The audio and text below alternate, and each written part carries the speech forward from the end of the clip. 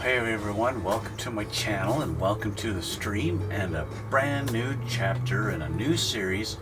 Working on the right, that guy right there. That's a 1969 429. It should be 427 coupe, but that's what it is, at least on that box. Run the intro. We'll get started.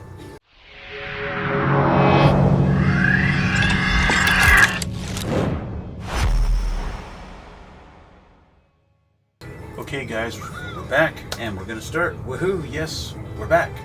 We're starting a new chapter in this. Now obviously the picture here is not accurate to what I actually have. My box says 427. Right there.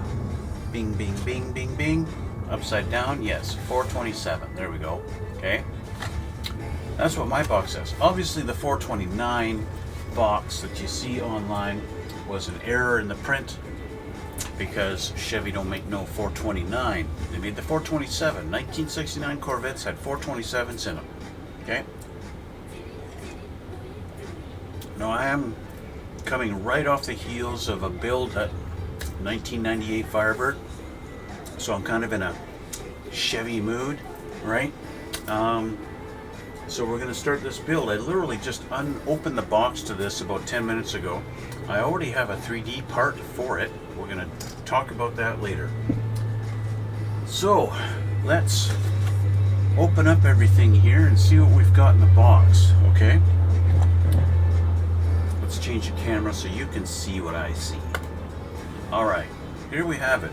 Obviously we got our 4 tires sitting on our sprue. One looks like he's ready to come off, but not quite. He'll come off of there soon enough, that's for sure. We've got parts in a bag. Looks like most sprues in the bag. And we've got our chrome tree and our clear tree. Let's see. Has my windshield and rear window gotten...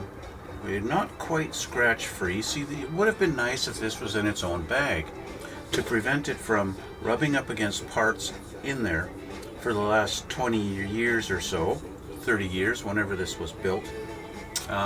Yeah, we do have a little bit of a scratch in there. If it will stay focused on my hand, please. You can see a little scratch up in this corner here. Right in there. If it'll stay focused for more than 2 seconds, there you go. See that scratch there? Right there. Right up there. Yeah. So, yeah, there's that. It's not the end of the world, though. We got some 4 little taillight lenses, typical of our Corvettes. Looks like...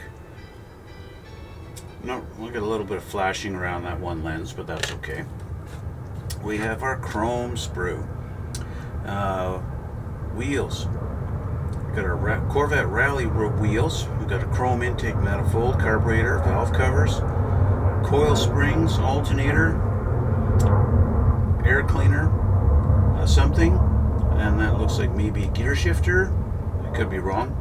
These look like the rear bumper pieces, and obviously our front bumper and grille, and a couple little hooks, but I don't know what they're for.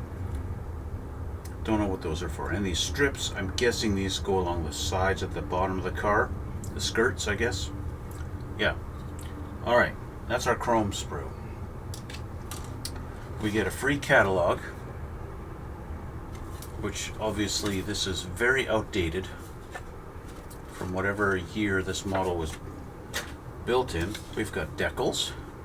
Ooh, huge amount of decals. Look at all those decals you get on there. I don't even know what they're for. They're not even chrome. They're not even like... Okay, I got one license plate, a Florida L89. I guess they're trying to tell you that's what this was based off of. It was the L89 option. So, I'm trying to determine what year this kit was manufactured in. So I'm hoping they've put it on here in the instructions somewhere.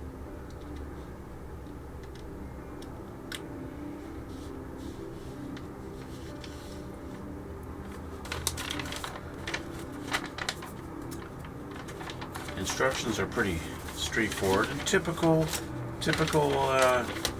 car fashion with car models. We're going to be doing the engine first. I just want to skip to the final step here if I can. It doesn't tell me. I got no year stamped on this. Oh, here we go. 1989 right there, right in front of me. Yo, how's it going there, cat lover? So 1989 is when this model kit was produced. Let's just put these aside for now. We're going to open up our bag and see all of our parts in here and see how it looks. How well has this stood the test of time since 1989?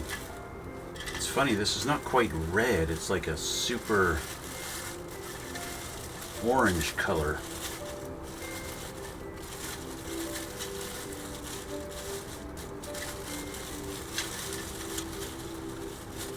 Looks like we got one part who wants to be on his own. That would be our firewall. Got the body. Except for the hood, it's all in one piece. Molding looks pretty good. Can't really complain. A little bit of flashing around here where that chrome strip's supposed to go. Not too bad. Not bad, not bad. Yeah. So that's the body. This sprue, oh, we've got another loose piece here. I'm not sure what that is. Could be a inner fender well, maybe. Got two of them. Got two of them, so I'm guessing it's going to be an inner fender well that kind of goes in under the hood here, kind of thing. Kind of maybe like this. Maybe something like that. I don't know. We'll find out, won't we? Because I got another one right here.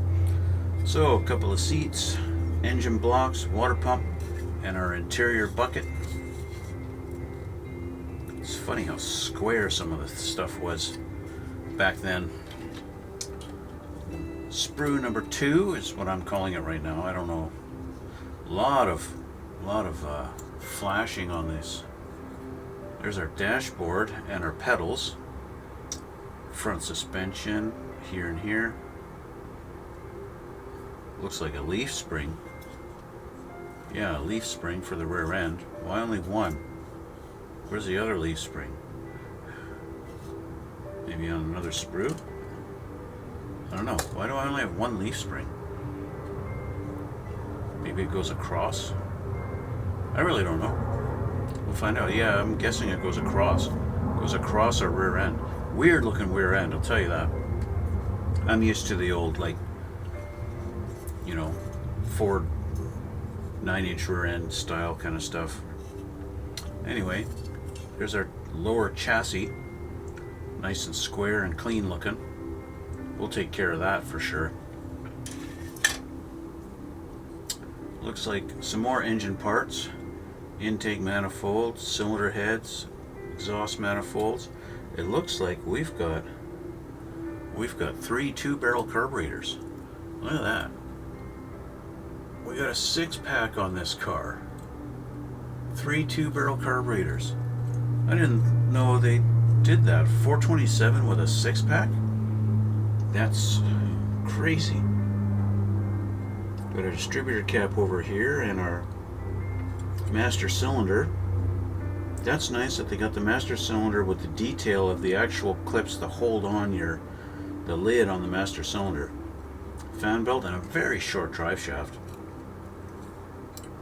And a couple of little, I don't know what those are. And a steering column. Alright, I'm just gonna rip this off. It's flashing, that's useless. Absolutely useless. It's amazing how much flashing there is in this kit.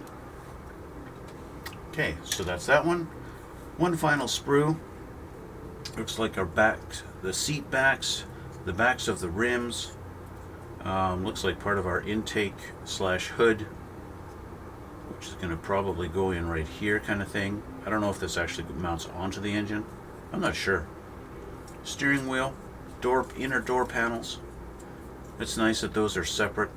Radiator and maybe the back side of the radiator that you don't see, maybe the radiator panel mount. And this thing looks like it could possibly be the brake booster. And then of course we've got dual exhaust. Yes. And a fan belt. And I got a scratched finger that I just scratched myself on there. Okay.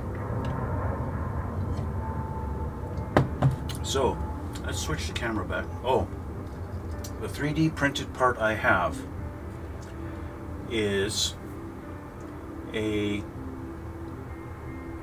you guys are Corvette guys, you might recognize what that is. That goes on the trunk of the car. Or I guess you could say the top of the gas tank. She's going to plant herself right here in this area. It's a luggage rack, of course. Yes. What I don't know is how it's going to mount. It looks like there's mounts there. I'm going to take this off the sprue right now, and we're going to have a look at it. It's already been cured. I printed this thing a long time ago when I bought the model kit. And there's one reason why I'm doing this particular one. And it's not because there's ambulances going by. This particular kit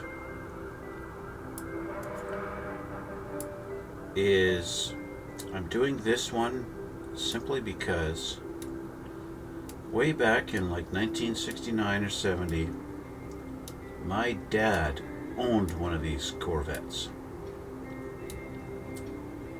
His was, now I never actually had the privilege of seeing this car that he owned, because he had it before I was born.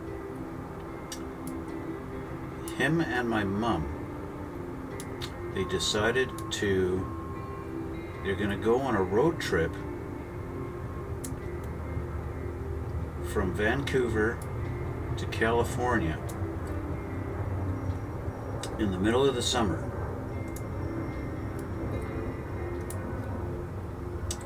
In the blazing hot summer.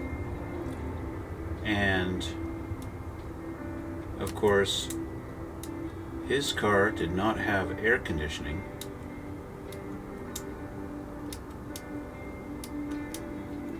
And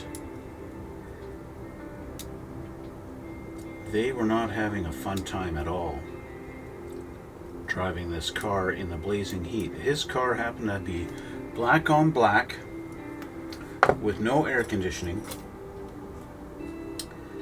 And he said, you know, this, of course, they were young. They were, I guess, not really married for that long at that point. So it's a little bit tough to get in there to trim away these little sprues. So I'm just going to move this out of the way. I'm just going to trim some trees so that I can get in there.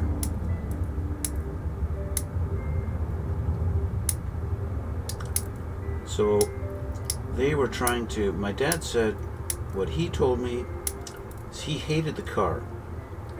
Of course, when I was a teenager and he's telling me this story, I was thinking, how could you hate the 69 Corvette? It's a gorgeous car, had a 427 engine in it, lots of power. How could you hate the car? Just in my teenage mind, that did not compute. How can you hate such a beautiful car? Now that I'm actually older than he was when he had it, I understand a little more how you could not really like it.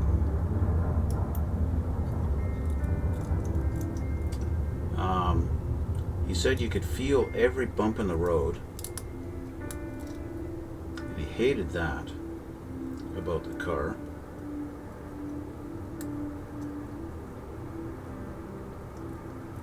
I can't say I blame him for that. I like a nice smooth ride. I'm trying to get this off very delicately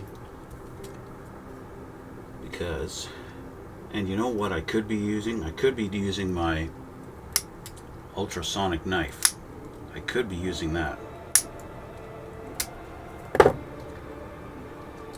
So you might ask, well, why aren't you?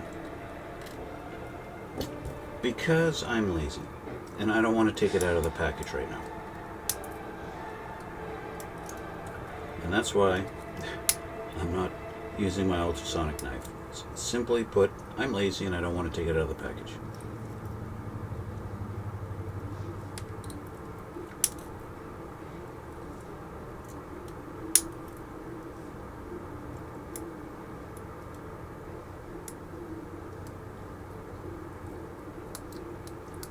So anyway, they got maybe an hour into their drive down to California, and well, thank you very much, Pumping It.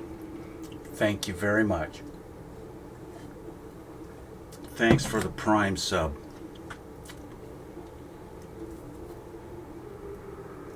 I really appreciate that.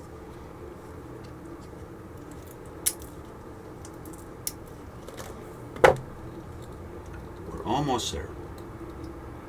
We almost got him. Let's get a few more to go here.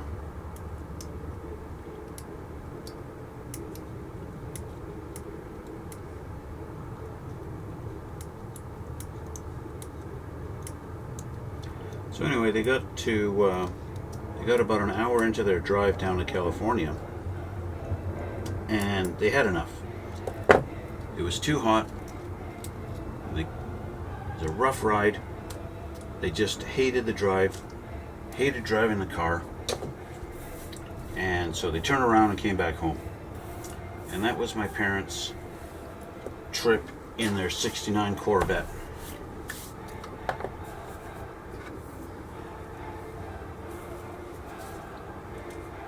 So there's our little luggage rack.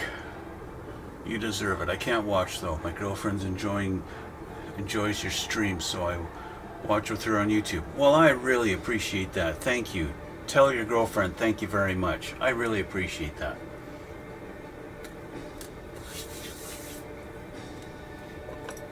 Okay, I'm just going to clean up my little part here before we get into actually doing any build on this. I just want to smoothen this up and clean these up.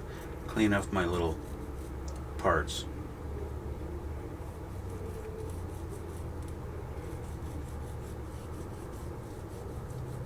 I might still hit this with some sandpaper where all of my little supports were connecting to it, just to smoothen out my little bars. This is very mildly flexible, the particular resin I used. You know what, to be honest though, I don't even remember the resin I used, because this has been sitting in the box for probably 6 months. So I'm guessing it may have been the Elegoo ABS type. It's got a little bit of a flex to it. If you see the flex, just a little bit. It flexes a little bit without snapping. But if I do that, boom, it's going to snap off. And I'm not really in the mood to snap one off right now. So, yeah. Okay, so this guy is going to go, eventually, he's going to go right here. Just like this. He's just about the perfect size to sit just like that. Okay? That's going to be our little luggage rack when we come down to it. Okay? That's that. So this guy's going to go sit in the box, and he's going to wait. Look at it in the box. I got a big piece of flashing in the box here. It's just sitting there at the bottom of the box, just random. Okay, so what I haven't decided yet, I'm going to switch the camera so I can talk to you. What I haven't decided yet is whether or not I'm actually going to 3D print the engine for it. I want to assemble the 427 that comes in the kit and see how well it looks. And if it doesn't look that great, then maybe I will resort to 3D printing an engine for it, which would just be a 427. I don't want to go crazy and put like a blower on it or anything like that. I want to kind of recreate my dad's old car, right? His car was black on black, so that's going to be a challenge for me. You guys know painting shiny black is a tough one for me to do. So that's going to be tough. That's a challenge right there for me. The other thing I see or don't see is I don't see any seat belt details on the seats. Well, I know that these cars back in 1969, they came with only lap belts. There was no shoulder belts on these cars. So putting a couple of lap belts that's going to be pretty simple to do. And in fact, I can use some of my already 3D printed belts that I had from my last build on that Pontiac. You guys, if you watch that series, you guys know I 3D printed myself a bunch of seatbelt buckles. I can just use these. It's going to be perfect. Yeah, so that'll be awesome. That'll be good for that. Yeah, so like I said, let's the next half hour or so, let's get to working on the engine, and let's get some stuff put together here. I'll put my parts that came off the sprue back in the box. We'll get some engine parts off these sprues, and we will get started on this, okay? So let's switch back, and let's take a look at the instructions. Where did I put the instructions? Here they are. Step number 1, nicely folded perfectly for me. Obviously, we need our engine block halves, and I need my glasses changed.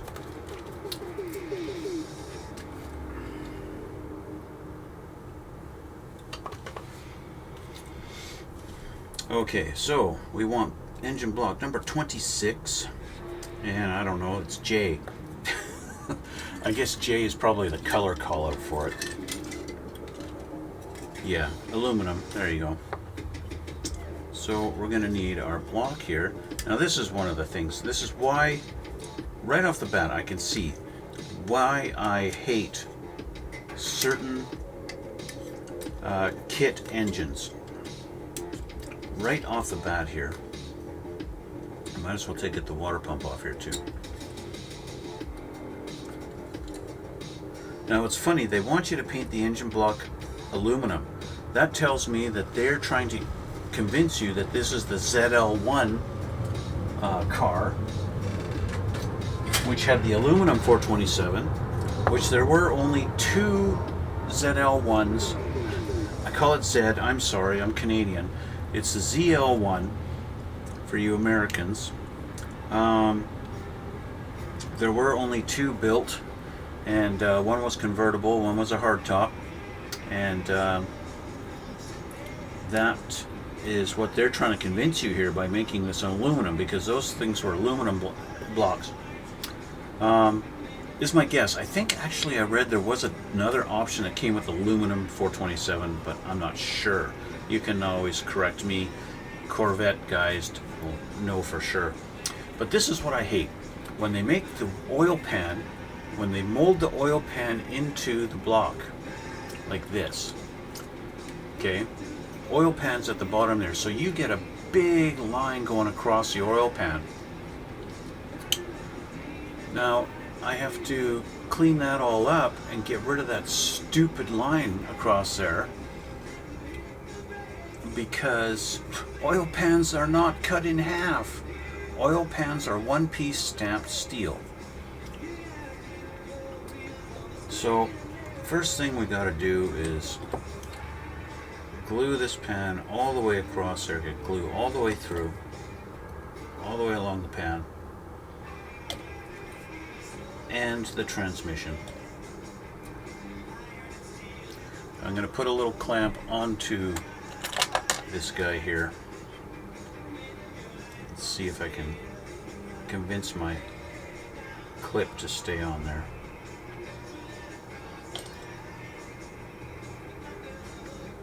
And I'll clip it at the front too, right on the harmonic balancer. It's that kind of thing that makes me want to just 3D print it because I don't have to deal with these seams if it were the 3D printed engine. I do have the STL file, so I could actually just 3D print one. But I want to see how well this comes out, and I want to build it for you guys. I want you to see how this goes together. Our water pump's going to go on the front here at the top, but we're going to put that on in a minute or two. We're going to let this kind of dry a little bit. We'll deal with our cylinder heads, number 38. So we're going to find the rest of our engine parts here. I think that's going to be this sprue. Cylinder heads here.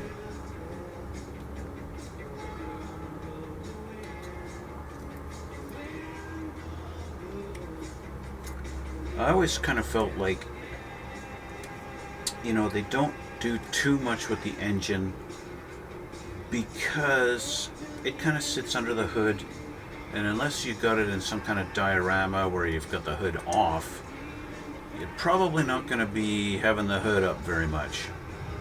You know what I mean? And so they don't really care about doing crazy amounts of detail on the engine. And that's always kind of been my impression with these kits, which is why the invention of 3D printed stuff has been such a fantastic thing when it comes to these model kits, these car kits with their engines and stuff like that. Okay, so I'm not sure why one cylinder head has 4 holes in it and the other has 2.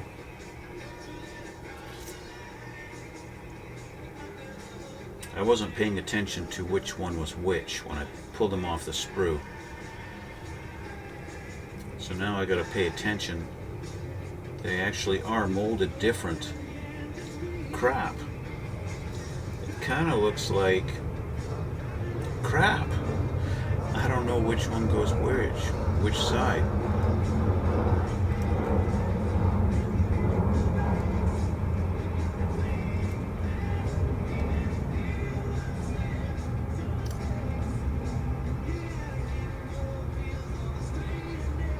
Actually, they are the same. If I put them side by side, or on top of each other here.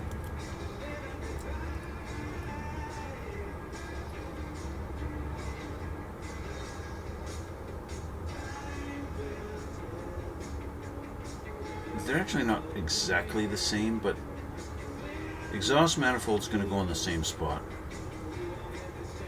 Maybe I've got a hint with our valve covers. Valve covers number 43 and 106. Let's take a look at those. They're on the chrome sprue.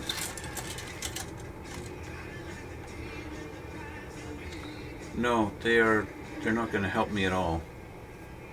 The only difference, of course, one has the oil filler cap on it and the other doesn't. We'll deal with those later. So I basically just have to... That is really weird why one's got the extra holes.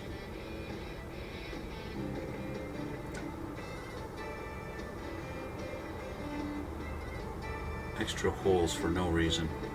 Okay, so I'm guessing I'm gonna just wing it here, because I have no definitive way of knowing left and right.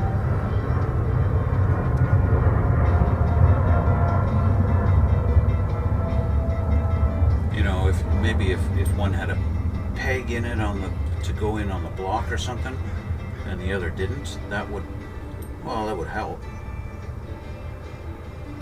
But it doesn't.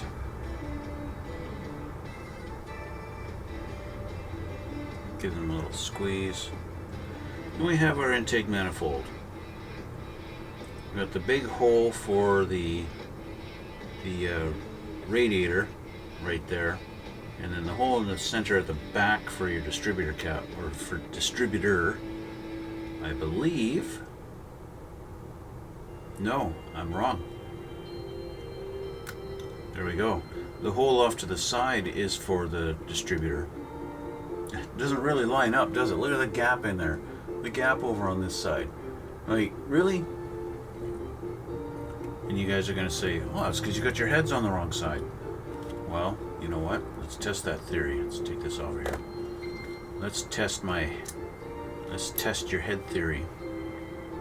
Put them on the other side. I don't think this is going to make a difference.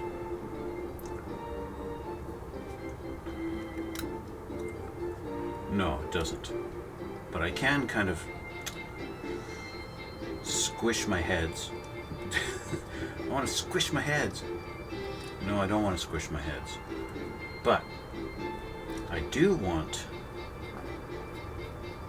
to curve this like this and like this.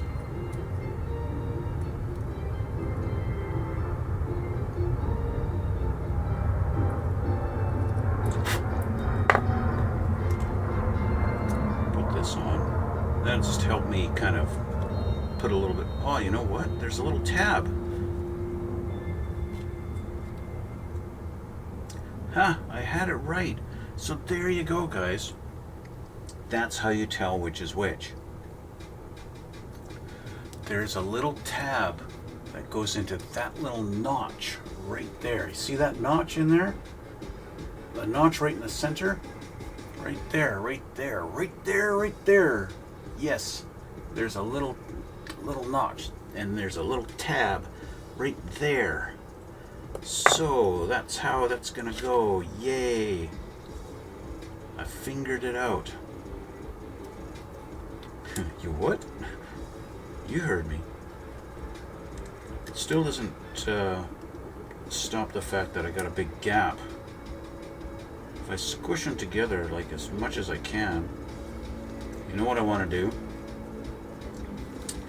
The little step that they have here is kind of not letting me slide the head to cover the gap. So let's just shave that down a little bit here.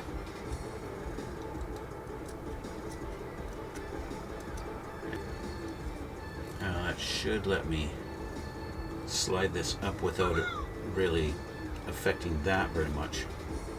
Let's get this back on there.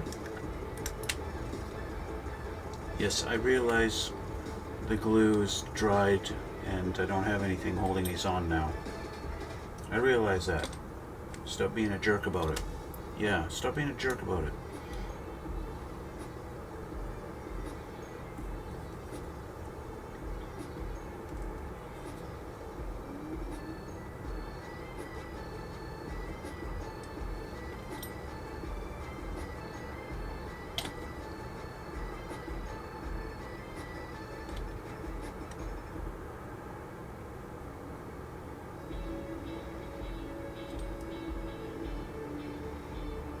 Alright. We got glue everywhere now. And our little block assembly is together. Still got that gap. I hate that. There we go. Okay, so I got it. So I minimized the gap there. Minimize the gap on my head. It still keeps on wanting to separate. I want to hold it. I'm going to hold it like this. Let the glue kind of do its thing before I let it go. Let's just put a little up there. Okay. Let's just hold on to that for a second.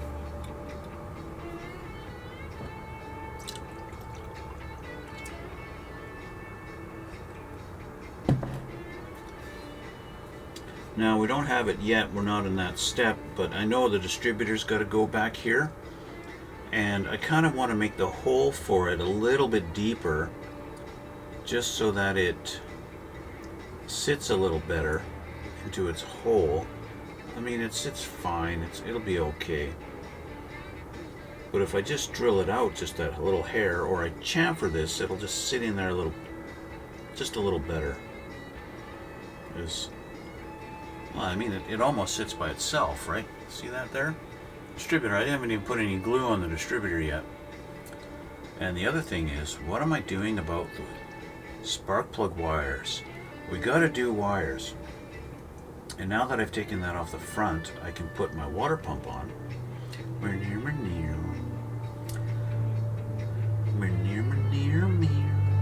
But what I want to do, looks like we're going to have the ability, we're going to have a hose maybe with a hole in it. So let's just carve out this hole to make sure that our pin from the rad hose is going to go in there properly.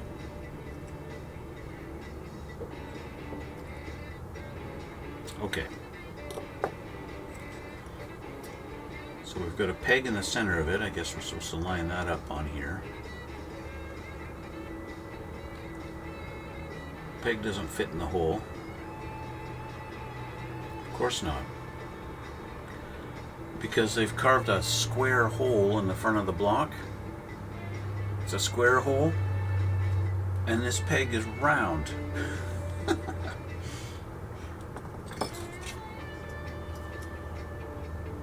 Not the right size. I want to get the right size. Have I got anything in here? One of these, I keep spare bits in one of my pin vices. Let's try this guy. Nope, too small.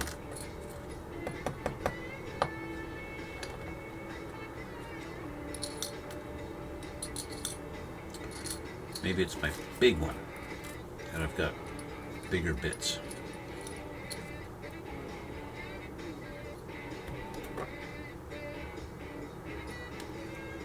Oh, that's on the floor now somewhere. I'm supposed to try and find that. Right. Not now. Have I got any in here? I got some bits in this one. This one's so tight I need pliers.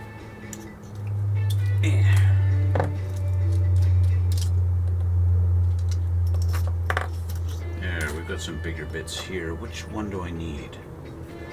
I just want to open this hole a little bit. That one should do it.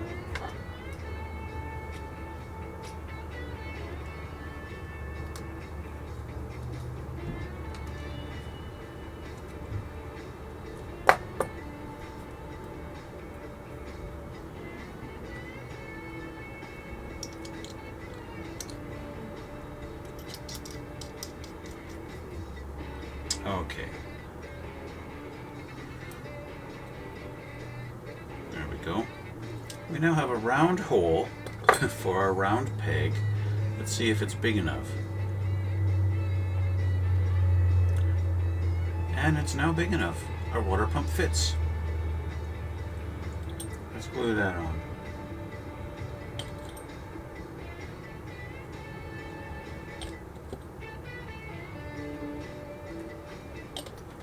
Alright, water pump is in its home, just like that. Alright, so with that all being glued like that, we're going to hold off and we're going to switch gears a little bit here. And I'm going to focus on my distributor. Okay. Because I want to put wires on this engine, we want to wire it up. We have to, and I'm not going to use... You know, you can buy like those little distributor, pre-wired distributor kits. I don't really like using those. I find the actual detail of the distributor itself doesn't look very good. And so I prefer to... I like to keep this one out. I prefer to actually to use the kit distributor cap if possible.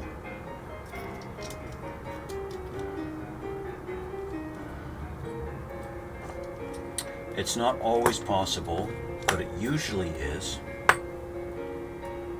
I find it a little bit more difficult if it's a resin one, because resin tends to be a little more brittle, but I want to drill holes into every single spot where this cap is. Okay. I realize you guys see every little nub at the top there. I want to drill those out and turn those into holes. Now to try and drill with a nub sticking up, that's almost impossible. I know guys like A4 Garage, he seems to be able to to do the impossible and do that stuff. The other thing I want to do is I want to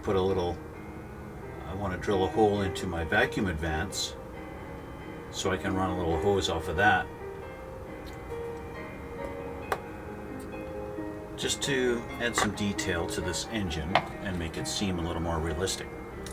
So first thing I'm going to do is I'm going to trim off all of our little nubs here, and just to give me a flat surface to do my drilling. So let's just get in here, trim these off.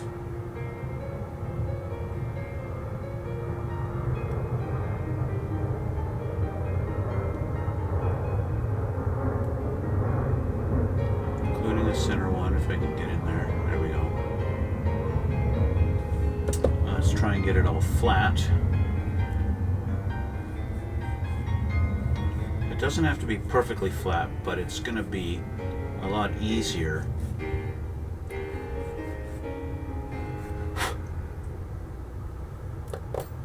to get the drill bit to stay in one spot. So what I want to do is take my knife, and I want to just find a little spot that I can just kind of push down a little bit in each one, in those little spots where I want to drill.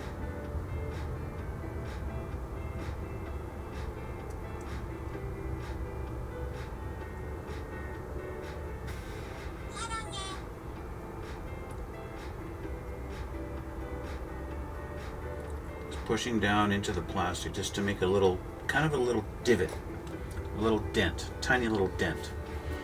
And I'm going to grab my little tiny little pin vise, and I'm going to do a very small hole with the absolute smallest one I have. Well, not the absolute smallest, but a very small one. Let's grab this.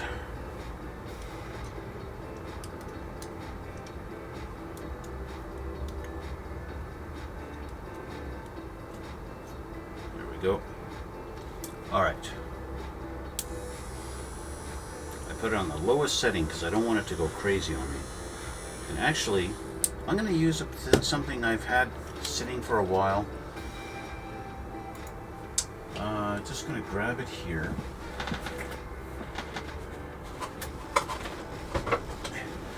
It's my Optivisor, which has overspray dust on it.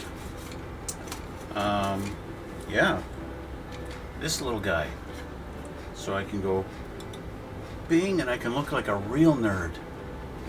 And look at this, but these things zoom in, and it's really going to help me out here. In theory, it's going to help me out. It will help me to see exactly where my drill is going to line up here. I think. Yeah. There we go.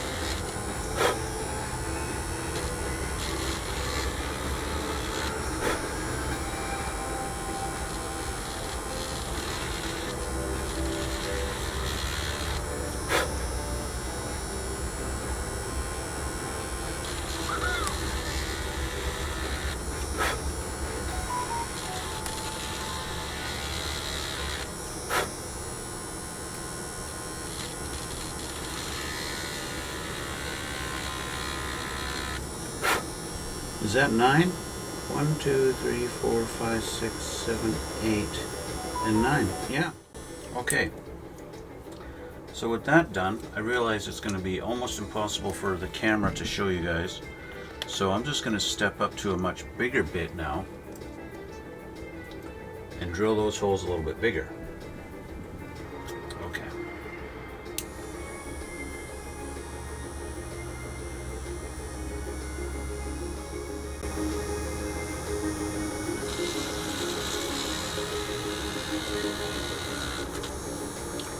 This seems to be hollow on the inside, and it looks like my hole is much too big.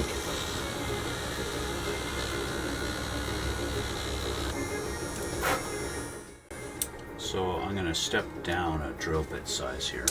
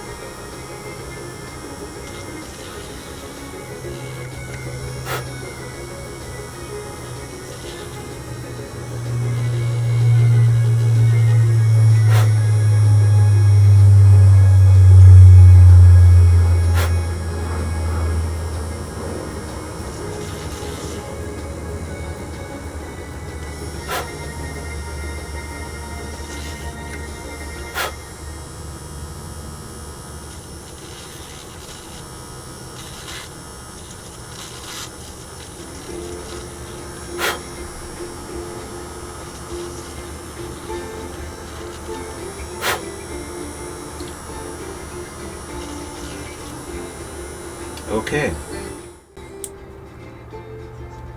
there's all 9 holes drilled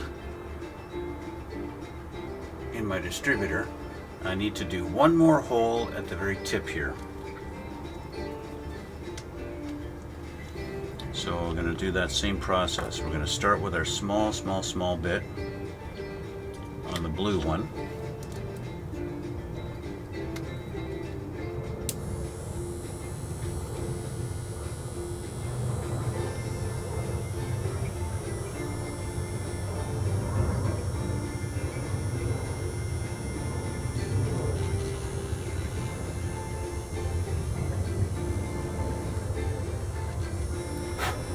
Okay, it's that.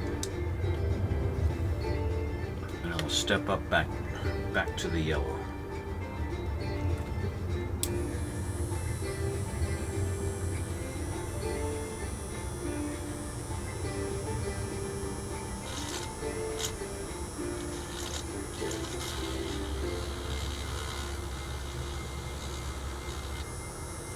There we go. Okay. That's it for that. So I can take off my funny looking optivisor. Put that away for now. Okay. So that is it for our custom thing. Now that's going to allow me to be able to put wires through there. Which wires I use, I have not decided yet. But that's ready for when we do. Okay, so we can take that off now and drop the engine. So I want to clean this up because that looks like crap. It really does just look awful. And then when it's all done, we need to prime it. Put some primer on this thing.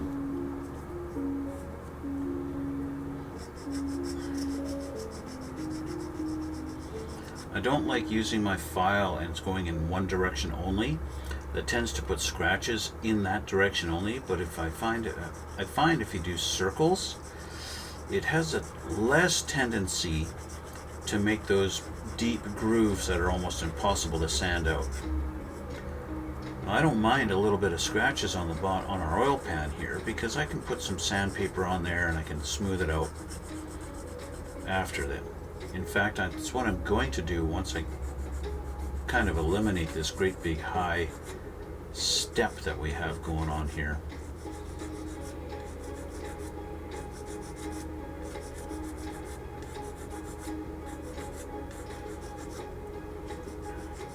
Did I mention already how much I hate having to do this with plastic model kits? So I'd really much rather have an oil pan that's one piece. Have the oil pan as a separate piece, guys. Like, come on. You're Transmission, okay, we deal with that. We can put some... Transmissions are rough anyway. So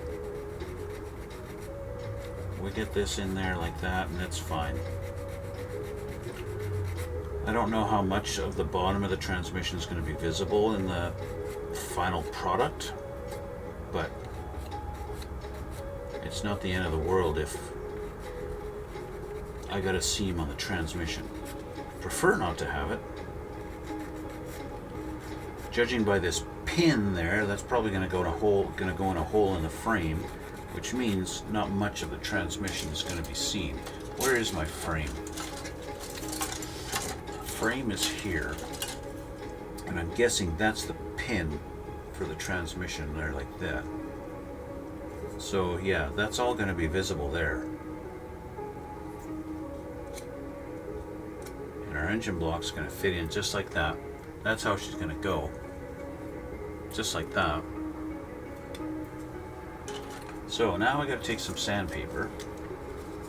Let's fold this over and sand off our oil pan. We got to get this a little smoother now.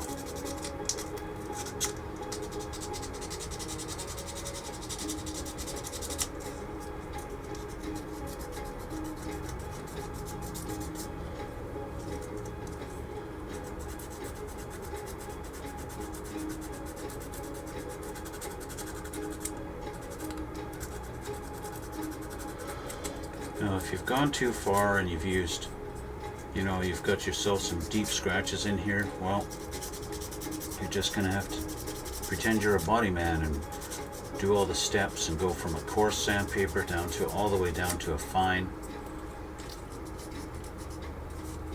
if that's what you've done. In my case, I haven't gone too heavy with it, so I'm okay. I think when I prime it, it's probably going to be fine. Probably going to look okay once we're primered. And it looks like I might have been able to get rid of that line, that parting line, but not on our bell housing. Got to clean up our bell housing here. Clean this up.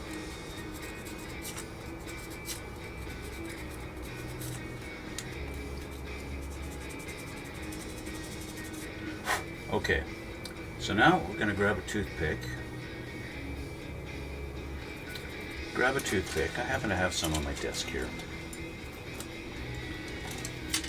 I'm going to shove our toothpick in here, just so it's tight. I could do it on the front too, it doesn't really matter, but that works just like that. I don't want to shove it in there so much that I spread open the transmission again, but I do want it tight, you know what I mean? So there we go. That'll do. And now I'm just going to prime it. I'm going to use, because the engine's going to be mostly aluminum, I'm going to prime it with some Mr. Surfacer Black. Okay.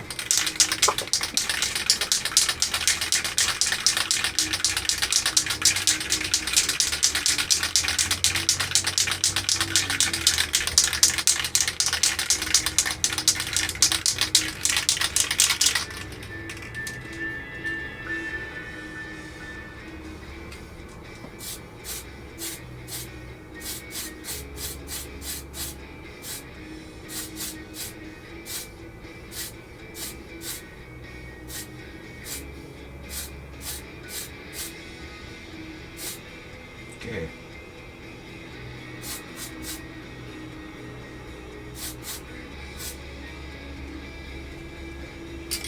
We've got a very nice thick coat of black primer on our engine now, and that's got to dry.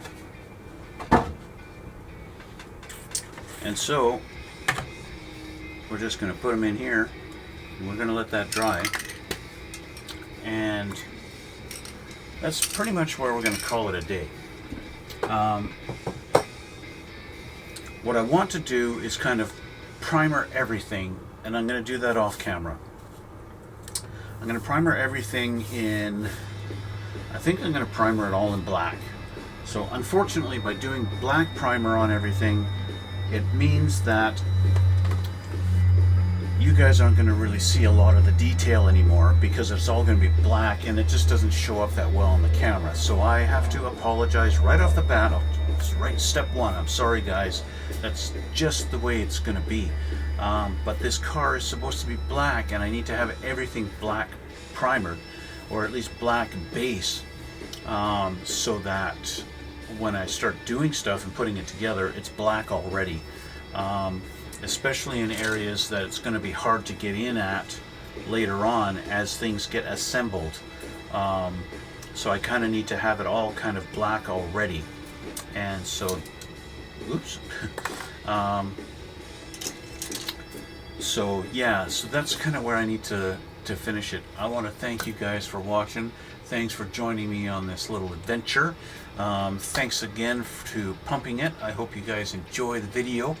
And yeah, that's where we're going to leave it for today. If you haven't already subscribed, please hit the subscribe button down below. Hit the like button too, and leave a comment if you feel like it. And check out the description box. You guys can check out the still pictures of my newly finished Firebird model that I just finished. And in fact, every other picture for every other build I've done in the last 3-4 years. Lots of pictures up on my Instagram you guys can check out. If you feel like it, of course. Anyway, thanks again, guys, for the support, and we'll see you all in the next one.